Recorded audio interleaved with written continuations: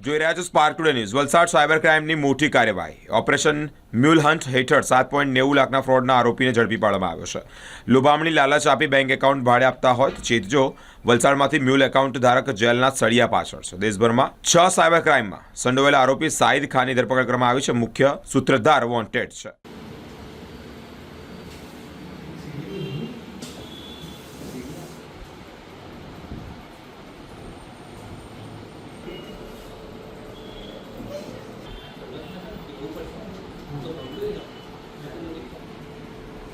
આવ્યા જીત્યા સાહેબ.